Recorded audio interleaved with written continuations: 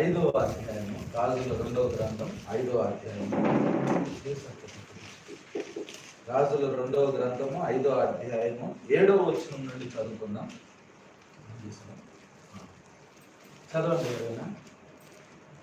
ఇశ్రాయేలు రాజు ఈ పత్రికను చదివి వస్త్రములు చింపుకొని చంపుటకును బ్రతికించుటకును నేను దేవుడున ఒకనికి కలిగిన కుష్ఠరోగమును మార్పునని నా యొద్దకు ఇతడు ఒప్పుటేమి, నాతో కలహమునకు కారణము అతడు ఎట్లు వెతుకుతున్నాడో మీరు ఆలోచించుడను.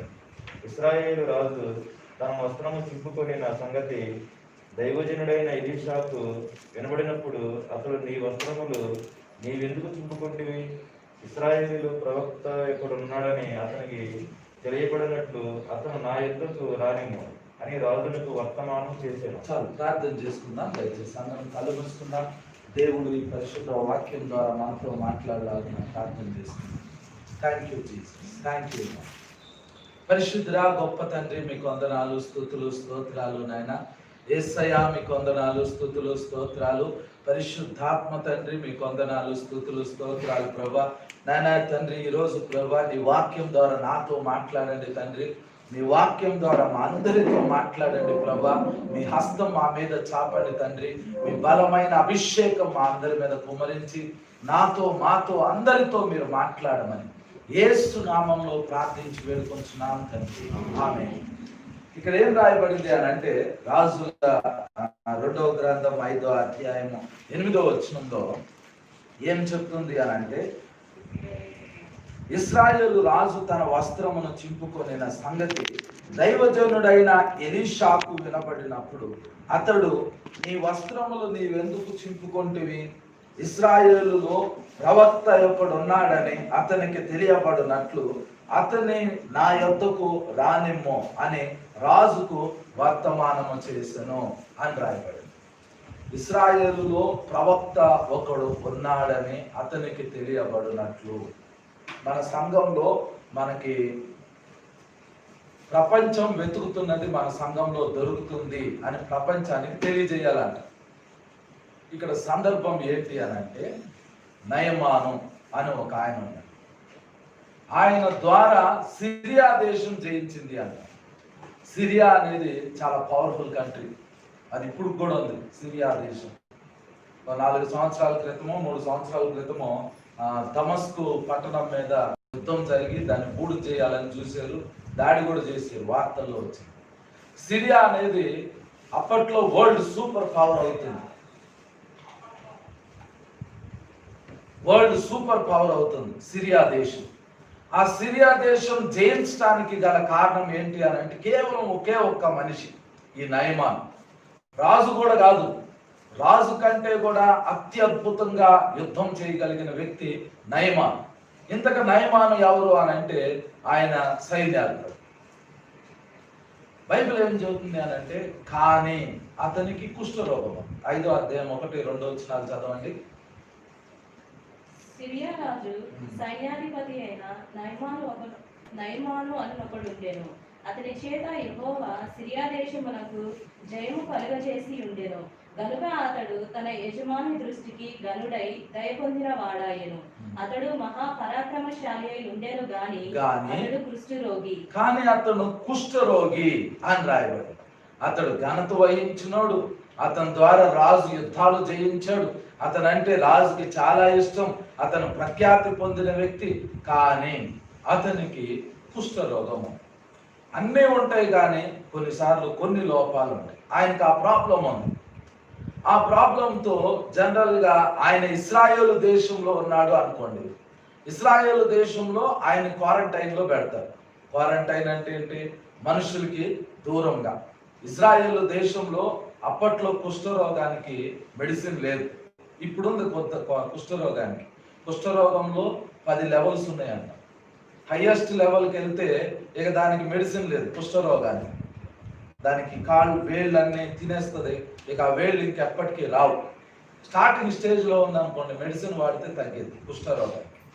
ఇశ్రాయేలు దేశంలో కుష్ఠరోగానికి అప్పుడు మందు లేదు, ఇప్పుడు మందు లేదు. అయితే అది స్టార్టింగ్ స్టేజ్లో ఉంటే ఇశ్రాయేలీలు ఏం చేస్తారు అని అంటే ఆ వ్యక్తిని ఊరు బయట పెడతారు. ఎందుకంటే కరోనా వైరస్ లాగానే అది కూడా ఒక మనిషి నుంచి ఇంకో మనిషికి సోకింది, కుష్ఠరోగం. అందుకని వాళ్ళు ఏం చేస్తారంటే ఆ కుష్ఠరోగం వచ్చిన వ్యక్తిని ఊరు బయట పెడతారు. మొందలేదు కాబట్టి అతడు చనిపోయేంత వరకు ఊరు బయట ఉండాల్సింది. సేమ్ కరోనా వైరస్ లాగానే అప్పట్లో ఇది ప్రబలి ఉంది. ఇశ్రాయేల్ దేశంలో అయితే అలా ఉండేది. కానీ ఇతడు సిరియా దేశానికి చెందిన వ్యక్తి. అతను సిరియా దేశానికి చెందిన వ్యక్తి. అతను కుష్ఠరోగం ఉంది, అయినా కూడా యుద్ధానికి వెళ్తాడు, యుద్ధాలు జయిస్తున్నాడు. యుద్ధాలు అతని ద్వారా జయం పొందుతున్నాయి.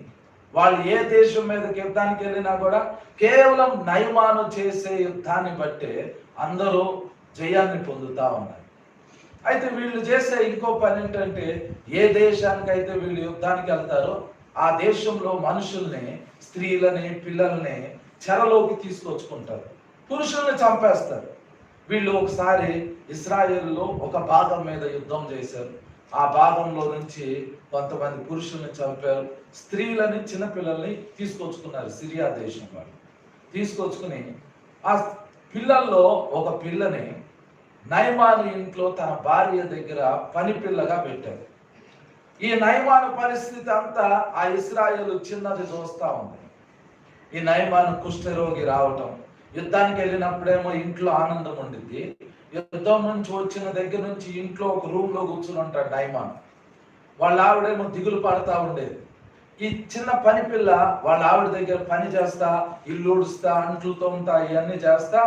ఆమె ఏమంది అని అంటే, ఈయన గనుక మా దేశంలో ఉంటే, మా ఇశ్రాయేలు దేశంలో ఉంటే, ఇశ్రాయేలు దేశంలో మాకు ఒక ప్రవక్త ఉన్నాడు, ఆయన దగ్గర గనుక ఈయన ఉంటే ఈయన తప్పకుండా స్వస్థత పొందుతాడు అని ఆమె అంది. ఒకసారి లూకా సువార్త 4వ అధ్యాయం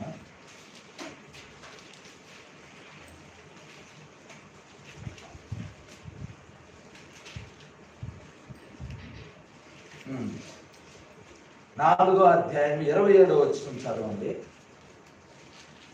నేను చదువుతున్నాను. మరియు ప్రవక్త అయిన ఎలీషా కాలమందు ఇశ్రాయేలులో అనేక కుష్ఠరోగులు ఉండినను సిరియా దేశస్థుడైన నయమాను తప్ప మరి ఎవడును శుద్ధి నొందలేదని నేను మీతో నిశ్చయముగా చెప్పుచున్నాను. ఈ మాటలు చెప్పింది ఎవరు అని అంటే యేసు క్రీస్తు ప్రభువారు చెబుతున్నారు.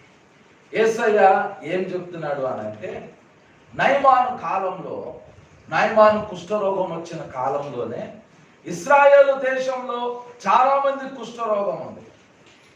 ఒక్కళ్ళకి కూడా స్వస్థత లేదు.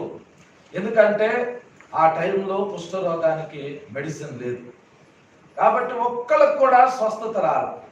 ఈ పని పిల్ల, ఈమె ఇశ్రాయేలు దేశానికి చెందిన పాప, ఈ పాపను సిరియా దేశంలో ఆమెకి పని చేయటానికి పెడితే ఈమె ఏం చెప్తుంది అని అంటే, ఈయన గనక మా ప్రవక్త దగ్గర ఉంటే ఆయన తప్పక స్వస్థత పొందుతాడు అని ఆ పాప అంటుంది. మీరు వెళ్ళి ఆ పాపని, అమ్మా మీ ప్రవక్త, నువ్వు ఏ ప్రవక్త గురించి అయితే చెబుతున్నావో ఆ ప్రవక్త ఇప్పటి వరకు ఎంతమంది కుష్ఠరోగుల్ని శుద్ధి చేశాడు అని అడిగారు అనుకోండి. ఆమె ఏం చెబుతుంది అని అంటే, ఒక్కడిని కూడా స్వస్థత పొందరు. పైగా వాళ్ళు ఇశ్రాయేలీలు అంటే దేవునికి ఇష్టం, దేవుని బిడ్డలు. దేవుని బిడ్డల్లో చాలా మంది కుష్ఠరోగులు ఉన్నారంట ఇశ్రాయేలు దేశంలో. కానీ ఒక్కడు కూడా ఎలీషా దగ్గరికి వెళ్ళట్లా. బాబు నాకు ప్రార్థన చేయి, నాకు కుష్ఠరోగం వచ్చింది, నన్ను శుద్ధినిగా చేయి అని ఒక్క వ్యక్తి కూడా ఎలీషా దగ్గరికి వెళ్ళాలి. ఈ పాప సిరియా దేశంలో ఉంది. సిరియా దేశంలో ఈమె ఏం చెప్తుంది అని అంటే, ఇంతకుముందు అన్నాడు జరగంది, వాళ్ళకి జరగంది, ఈమె అక్కడ చెబుతుంది. వాళ్ళ దేశంలో ఎవరికి జరగల, అసలు అలాంటిది అంతకుముందు ఎప్పుడూ జరగల. అలాంటిది ఆమె వెళ్ళి అక్కడ ఆ మాట చెబుతుంది. మా దేశంలో ఒక ప్రవక్త ఉన్నాడు, ఆ ప్రవక్త దగ్గర గనక ఈయన ఉంటే, నా యజమానుడు ఉంటే, నయమాను గనక ఉంటే తప్పకుండా నయమానికి స్వస్థత వచ్చింది అని చెప్పింది. ఆ భార్యకి, నయమాను భార్యకి ఎప్పుడైతే ఆ పాప ఇల్లు ఉడ్చుకుంటా ఆ మాట చెప్పిందో వెంటనే ఒక ఆశ ప్రారంభమైంది. అంటే ఇశ్రాయేలు దేశంలో ఈయనకు మందు దొరికింది, ఇశ్రాయేలు దేశంలో ఈయనకు స్వస్థత దొరికింది. ఆమె ఆ మాట అడిగి ఉండాల్సింది. ఆ పాపని ఏమని అడిగి ఉండాలి? ఎంతమందిని మీ ప్రవక్త స్వస్థపరిచాడు? మీ ప్రవక్త మీ దేశంలో ఉన్నాడు కాబట్టి అసలు కుష్ఠరోగమే మీ దేశంలో ఉండకూడదు అని అడగలా. ఆమెకేమైంది అని అంటే ఎక్కడో ఏదో ఒక ఆశ ప్రారంభమైంది. నా భర్తని ఇశ్రాయేలు దేశంలో ఆ ప్రవక్త దగ్గరికి గనక పంపిస్తే నా భర్తకి తప్పకుండా స్వస్థత వచ్చింది, తప్పకుండా స్వస్థత వచ్చింది. నేను మళ్ళీ చెబుతున్నాను, ఆ కాలంలో లెప్రసీకి ఎలాంటి స్వస్థత లేదు, మెడిసిన్ లేదు. అతడు చనిపోయేంత వరకు అలాగే ఉండాలి. ఉజ్జియా చనిపోయేంత వరకు అట్లాగే ఉన్నాడు. ఆ ప్రదేశంలో ఉన్న ఏ దేశంలో కూడా అప్పట్లో లెప్రసీకి మందు లేదు, ఇప్పుడు కూడా లేదు.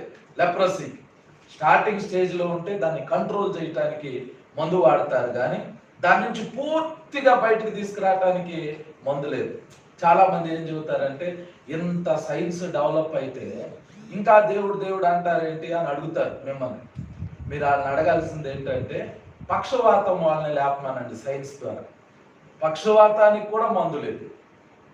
ఎవరైనా పక్షవాతం వచ్చి మంచంలో ఉన్నారనుకోండి, వాళ్ళని ఇప్పటికీ మన సైన్స్ వాళ్ళని మంచంలో నుంచి లేపి నడిపించలేదు. దానికి పూర్తి స్వస్థత అనేది లేదు. మనకున్న టెక్నాలజీ ద్వారా, మనకున్న మెడిసిన్స్ ద్వారా, మనకున్న సైన్స్ ద్వారా మనము అన్నిటినీ సాధించలేము, కానీ కొంత ఉపశమనం మాత్రము మనం పొందుతున్నాం. ఆమె ఆ మాట అడిగి ఉండాల్సింది. ఆ పాప పేరు రాయల బైబిల్లో. అయితే నయమాను భార్య ఆ మాటలు విని నయమాను దగ్గరికి వెళ్ళి చెప్పింది, ఇశ్రాయేలు దేశంలో ఒక ప్రవక్త ఉన్నాడు, ఆయన దగ్గరికి కనుక నువ్వు వెళ్తే తప్పకుండా స్వస్థత కలిగిద్ది, నువ్వు వెళ్ళు అని ఆయనతో చెప్పింది. జనరల్గా సిరియా దేశము, ఇశ్రాయేలు దేశము రెండు పక్క పక్కనే ఉంటాయి. వీళ్ళిద్దరి మధ్య రిలేషన్స్ సరిగ్గా ఉండల. అందుకని సిరియా దేశం అప్పుడప్పుడు ఇశ్రాయేలు దేశం మీద దాడి చేసి యుద్ధం చేస్తూ ఉంది. ఆ యుద్ధంలోనే ఈ పాపను ఒకసారి వాళ్ళు తీసుకొచ్చారు. ఇప్పుడు ప్రాబ్లం ఏంటి అని అంటే, వీళ్ళు నయమాను డైరెక్ట్గా ఇశ్రాయేలు దేశంలోకి వెళ్ళలేడు. నయమాను సైన్యాధిపతి. నయమాను ఇశ్రాయేలు దేశంలో అడుగు పెట్టాడు అని అంటే ఇశ్రాయేలు రాజు భయపడిపోతాడు, మళ్ళీ యుద్ధానికి వచ్చారు అని. అందుకని సైన్యాధిపతి రాజు దగ్గరికి వెళ్ళాడు, సిరియా రాజు. వాళ్ళ రాజు దగ్గరికి వెళ్ళి, అయ్యా నాకు స్వస్థత వచ్చింది అని మా ఆవిడ చెప్పింది, మా ఆవిడకి పాప చెప్పింది, ఇశ్రాయేలు దేశంలో ఏదో మందు ఉంది, ఇశ్రాయేలు దేశంలో లెప్రసీకి స్వస్థత ఉంది, కాబట్టి నన్ను అక్కడికి పంపించు అని అంటే రాజు ఒక లెటర్ రాశాడు, మర్యాద పూర్వకంగా లెటర్ రాశాడు సిరియా రాజు. ఎవరికి? ఇశ్రాయేలు దేశం రాజుకి. ఆ లెటర్ ఒకసారి చదవండి. ఒకసారి 6వ వచనం 5వ వచనం దగ్గర నుండి చదవండి. 5వ అధ్యాయం 5వ వచనం, రాజుల 2వ గ్రంథం 5వ అధ్యాయం 5వ వచనంలో, సిరియా రాజు, నేను ఇశ్రాయేలు రాజునకు దూత చేత పత్రిక పంపించదనని ఆజ్ఞ ఇచ్చాను గనుక అతడు 20 మణుగుల వెండియు 1,20,000 రూపాయల బంగారును 10 దుస్తుల బట్టలను తీసుకొని పోయి ఇశ్రాయేలు రాజునకు పత్రికను అప్పగించను. ఆ పత్రికలో ఉన్న సంగతి ఏదనగా, నా సేవకుడైన నయమానుకు కలిగిన కుష్ఠరోగమును నీవు బాగు చేయవలనని ఈ పత్రికను అతని చేత నీకు పంపించి ఉన్నాను అని అంటున్నాడు. 1,20,000 రూపాయల బంగారము అప్పట్లో. ఇది ఎప్పుడు జరిగింది? ఇప్పటికీ దాదాపుగా 2,600 సంవత్సరాలు, 2,600 సంవత్సరాల క్రితం ఈ ఇన్సిడెంట్ జరిగింది. అప్పుడే 1,20,000 రూపాయల బంగారం అని అంటే ఎన్ని కోట్ల రూపాయల విలువైన బంగారం ఇచ్చి పంపించాడు చూడండి సిరియా రాజు. సిరియా రాజు వెండిని, బంగారాన్ని, దుస్తుల్ని రాజు దగ్గరికి పంపించి చిన్న లెటర్, చిన్న పీస్ ఆఫ్ లెటర్ రాశాడు. అందులో ఏం రాశాడంటే, ఈయన నయమాను కుష్ఠరోగి, నువ్వు బాగు చేయాలి అని చెప్పాడు. రాజును బాగు చేయమంటున్నాడు. ఆ లెటర్ ఎప్పుడైతే ఇశ్రాయేలు రాజు దగ్గరికి వచ్చిందో లెటర్ తీసుకున్నాడు. ఆయన ఎదురుగా వెండి ఉంది, బంగారం ఉంది, దుస్తులు ఉన్నాయి. రాజు వాటిని తీసుకుని రాజు ఏం చేయాలి అని అంటే నయమాన్ని స్వస్థపరిచి ఇంటికి పంపించాడు. రాజు ఆ లెటర్ చదివి ఆయన ఏమన్నాడు చదవండి, ఆ తర్వాత వచ్చిన. ఇశ్రాయేలు రాజు ఆ పత్రికను చదివి వస్త్రములు చింపుకొని చంపుటకును బ్రతికించుటకును నేను దేవుడనా. ఇశ్రాయేలు రాజు ఈ పత్రికను చదివి వస్త్రములు చింపుకొని చంపుటకును బ్రతికించుటకును నేను దేవుడనా అని అడుగుతున్నాడు. ఆయన ఆయన ఆయన వే ఆఫ్ థింకింగ్ లో ఆయన ఉన్నాడు. రాజు ఏమంటున్నాడంటే బట్టలు చింపుకొని ఒక వ్యక్తిని చంపటానికి అయితే చంపొచ్చు, చంపటానికి కానీ బ్రతికించడానికి కానీ నేనేమైనా దేవుడనా అని అడుగుతున్నాడు. నేనేమైనా దేవుడినా? ఇప్పుడు దేవుడు దిగొస్తేనే కానీ కరోనా వైరస్ కి మందు దొరికింది. కానీ దేవుడు అట్లా దిగిరాడు. దేవుడు ఏం చేస్తాడంటే తన రిప్రజెంటేటివ్స్ ని భూమి మీద పెడతాడు. ప్రతి జనరేషన్ లో దేవుని ప్రతినిధులు ఈ భూమి మీద ఉంటారు. అంటే దేవుడు చేయాలనుకున్నది దేవుడు తన రిప్రజెంటేటివ్స్ ద్వారా చేస్తాడు. దేవుడు ఏదైతే ఈ భూమి మీద చేయాలనుకుంటున్నాడో అది దేవుడు డైరెక్ట్ గా దిగొచ్చి ముఖాముఖిగా దిగొచ్చి అందరికి కనబడి అందరికి వాళ్ళ ప్రాబ్లమ్స్ సాల్వ్ చేసి మళ్ళీ దేవుడు అలా పైకి వెళ్ళిపోడు. దేవుడు ప్రతి జనరేషన్ లో ఏం చేస్తాడంటే కొంతమంది రిప్రజెంటేటివ్స్ ని పెడతాడు. ఆ రిప్రజెంటేటివ్స్ దగ్గరికి వెళ్ళాము అని అంటే మనం దేవుని దగ్గరికి వెళ్ళినట్లే. నీకు అర్థమైందా? ఈ జనరేషన్ లో మనకి దేవుని రిప్రజెంటేటివ్స్ ఎవరున్నారో వెతకాలి. మీకు ప్రాబ్లం వచ్చింది అనుకోండి, మీరు దేవుని రిప్రజెంటేటివ్స్ కొంతమంది ఈ భూమి మీద ఉంటారు. దేవుని ప్రతినిధులు. చంపుటకు కానీ బ్రతికించుటకు కానీ నేనేమన్నా దేవుడనా అని అన్నాడు. దేవుడు అన్నీ చేయడు. దేవుడు ఏం చేస్తాడంటే తన ప్రతినిధుల్ని భూమి మీద పెడతాడు. ఆ ప్రతినిధి ఉంటాడు చూడండి, వాడికి చంపటానికి అధికారం ఉండింది, బ్రతికించడానికి కూడా అధికారం ఉంది. ఎవరైనా రిప్రజెంటేటివ్ ఎప్పుడైనా మనుషులను చంపారా? చంపలేదు కదా. ఏలియా 50 మందిని ఒకసారి లేపాడు, ఇంకోసారి ఇంకో 50 మందిని ఇంకోసారి లేపాడు. ఆయన దగ్గరికి వచ్చి ఏలియా దగ్గరికి వచ్చి రోషం పుట్టించేటట్లు ఒక సైన్యాధిపతి అరెస్ట్ చేయటానికి వచ్చాడు. ఏలియాని అరెస్ట్ చేయటానికి వస్తే ఆ వచ్చిన వ్యక్తి ఏమంటాడు అంటే, దైవజనుడా నిన్ను రాజు దిగిరమ్మని ఆజ్ఞాపించుచున్నాడు అని అన్నాడు. ఏలియా ఆయనకి అన్నిటికంటే ఎక్కువగా ఉంది ఏంటి అని అంటే రోషం, పౌరుషం ఉంది. ఆయన ఎవరైనా ఏదైనా అంటే మాట పడరు. ఆయన అరెస్ట్ చేయటానికి ఒక రాజు 50 మంది సైనికుల్ని ఒక అధిపతిని పంపించాడు ఏలియాని అరెస్ట్ చేయటానికి.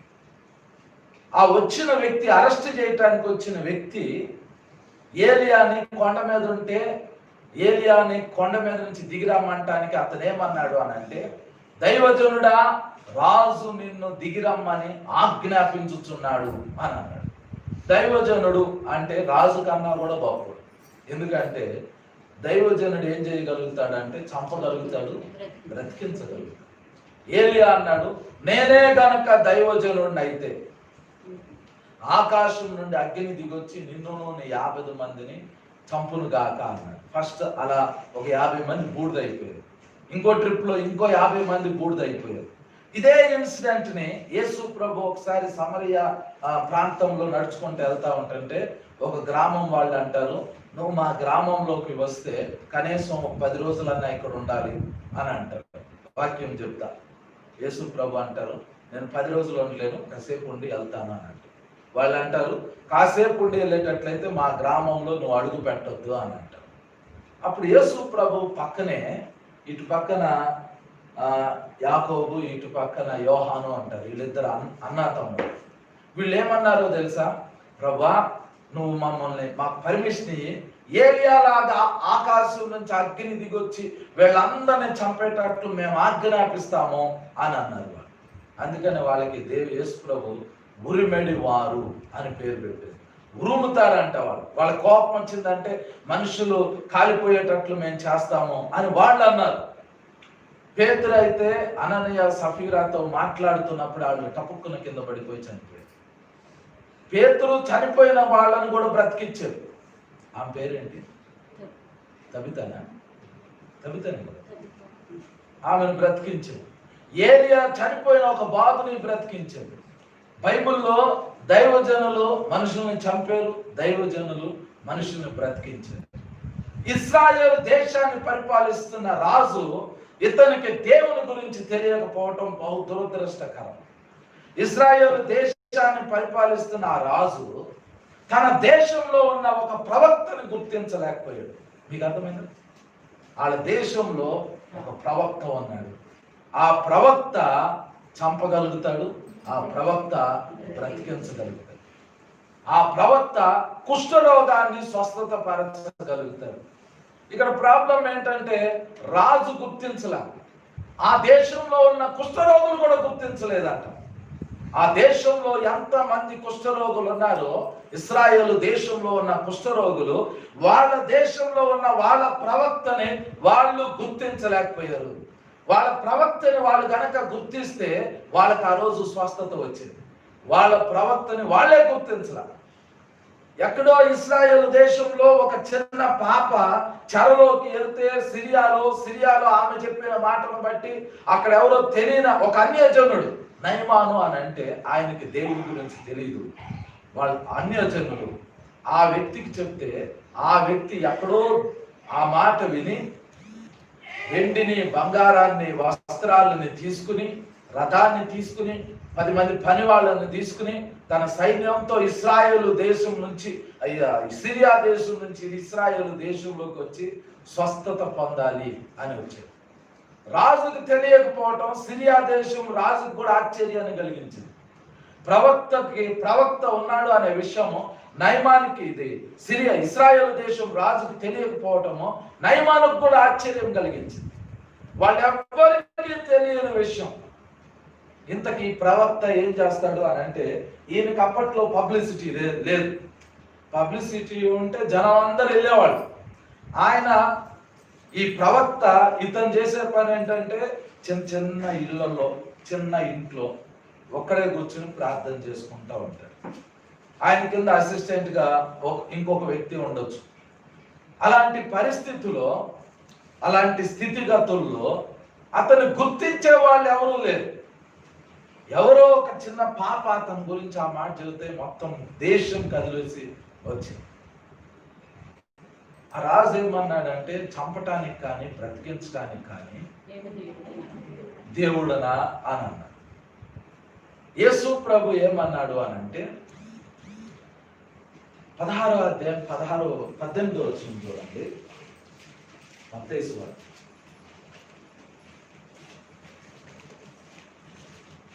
16వ అధ్యాయము 18వ వచనం. మరియు నువ్వు పేతురువు, ఈ బండ మీద నా సంఘమును కట్టుదును, పాతాళ లోక ద్వారములు దాని ఎదుట నిలువనేరవని నేను నీతో చెప్పుచున్నాను. పరలోక రాజ్యం యొక్క తాళపు చెవులు నీకు ఇచ్చేదను. నీవు భూలోకమందు దేన్ని బంధించుదువో అది పరలోకమందును బంధింపబడును, భూలోకమందు దేన్ని విప్పుదువో అది పరలోకమందును విప్పబడునని అతనితో చెప్పింది. చాలు. యేసు ప్రభు చెప్పిన ఒక చిన్న ఫార్ములా ఏంటంటే, నేను సంఘాన్ని కంటా, ఆ సంఘం ఎదుట పాతాళ లోక ద్వారములు నిలువజాలవు అని అన్నాడు. పాతాళం ఏం చేసింది అని అంటే, అది అపరిమితంగా నోరు తెరుస్తుంది అని. ఈ వచనం ఎక్కడుంది? చదవండి. యెషయా గ్రంథము 5వ అధ్యాయము ఎన్నో వచనం అది? 14వ వచనం చదవండి అమ్మా. యెషయా గ్రంథము 5వ అధ్యాయము 14వ వచనం. అందుచేతనే పాతాళము గొప్ప ఆశ పెట్టుకొని అపరిమితముగా తన నోరు తెరుచుచున్నది. చాలు. పాతాళం, మనం ఏ భూమి మీద ఉన్నామో ఈ భూమి కింద పాతాళం. పాతాళంలోనే నరకం ఉంది, పాతాళంలోనే అగ్ని ఉంది. అది గొప్ప ఆశ పెట్టుకుందంట. దాని ఆశ ఏంటంటే ఈ భూమి మీద 750 కోట్ల మంది ప్రజలు ఉన్నారు. దాని ఆశ ఏంటంటే వీళ్ళందరూ వచ్చి నాలో పడి నా అగ్నిలో కాలితే బాగుండు అని ఆశ పెట్టుకుందంట. అది అపరిమితంగా తన నోరు తెరుస్తుంది అన్నట్టు. పరిమితంగా అంటే మీరు 100 మంది వస్తే చాలు, నా ఆకలి తీరిద్ది అని పాతాళం అనేది. కానీ అదేం చేస్తుందంటే అపరిమితంగా ఎంతమంది వచ్చినా నాలో పడితే చాలు. సామెతల గ్రంథంలో సొలొమోను ఒక మాట అంటాడు, 30వ అధ్యాయంలోనూ 31లోనూ, చాలును అని చెప్పనివి 4 గలవంట, వాటిల్లో ఒకటి పాతాళం. పాతాళము నాకు చాలు అందంట. 100 మంది చనిపోయి పాతాళంలో అగ్నిలో కాలుతా ఉంటుంటే పాతాళము నాకు ఇక చాలు అనదు. 1,000,000 మంది పడినా కూడా నాకు ఇక చాలు అని అనదు. 750 కోట్ల మంది ప్రజలు ఈ భూమి మీద ఉన్న వాళ్ళందరూ నరకంలోకి వెళ్ళినా ఆ పాతాళం అనిద్దంట నాకు చాలు అని అనదంట. ఇంకా భూమి మీద మనుషులు పుట్టాలి, వాళ్ళందరూ నా అగ్నిగుండంలోకి వచ్చి కాలాలి కాలాలి కాలాలి అని పాతాళం అంటా ఉంటదంట. పాతాళము అపరిమితంగా నోరు తెరుస్తుందంట. నోరు తెరుస్తున్న ఆ పాతాళము ఎదుట యేసు ప్రభు ఏం చేస్తున్నాడంటే సంఘాన్ని పెట్టేశాడు.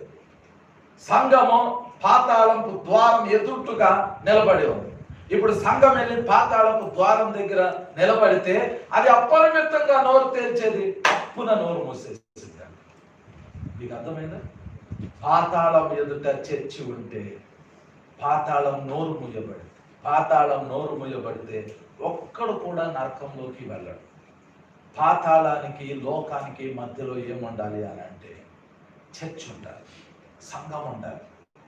ఇది ఈ అంత్య దినాల్లో ఈ భూమి మీద దేవుని రిప్రజెంటేటివ్ ఎవరైనా ఉన్నారు అని అంటే అది చర్చ్, అది సంఘము.